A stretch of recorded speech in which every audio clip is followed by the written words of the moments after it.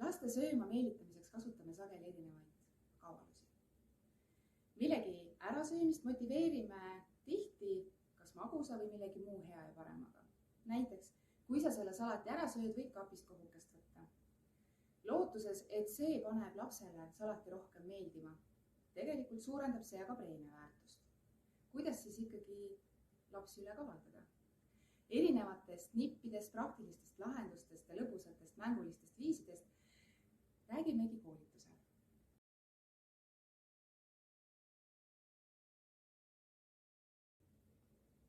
Toit ja söömine on seotud emotsioonidega, mida me ei pruugi alati ka teadvustada.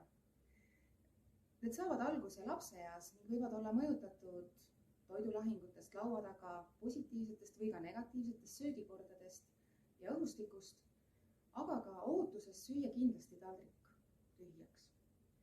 Koolitusel räägime sellest, kuidas emotsioonid on toiduga seotud, mis neid mõjutavad ning veelgi enam, kuidas luua toiduga positiivne suhe.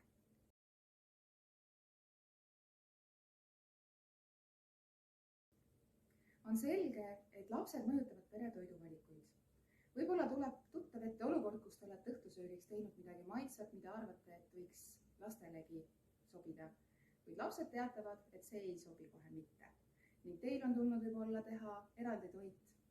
Võib-olla olete seda olukorda juba ennetanud ning teinud juba õhtusöögiks 2 erinevat toitu. See võib tunduda hea variant, kuidas vältida toidulahinguid laua taga. Kuid see saadab lastele vale signaali ning vähendab pikas perspektiivis nende valikuid veelgi. Kuidas sellest nõiaringist välja tulla, kuid pakkuda lastele maitsvat toitu, sellest